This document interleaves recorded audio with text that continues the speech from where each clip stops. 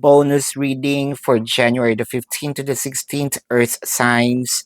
So parang abot kamay mo na, 'no? Abot kamay mo na ang mga pangarap.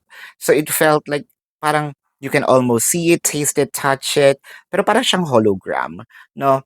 It feels like eto na, sasabihin na, nararamdaman ko na, 'no, na mahal ako ni person, nararamdaman ko na yung feeling na ibinibigay niya sa akin o ipinapakita niya. Meron siyang mga pahiwatig na by these days, 'no, or one of these days, parang magiging official na kami. And then all of a sudden, parang bumalik siya dun sa pagiging tahimik. So parang, sandali, ano ba 'yan, 'no, nakakabitin. Um, Kailan ba niya uli, 'no? Kailan ba niya uli ipapakita yung care, yung passion? Parang dumating dun sa pabulusok na, 'no, biglang umatras, para siyang nandun parang nag-e-elevate sa isang slope and then nawalan ng either nawala yung gravity for some reason, parang pabalik na ganyan or nawala yung preno or nawala ng gas, kung ano man 'yan. Sorry, hindi ako nagda-drive, hindi ko alam.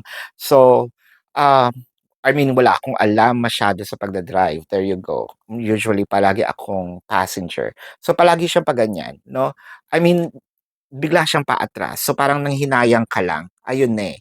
This is your quick reading or bonus reading, 'no, Earth signs for January the 15th to 16th.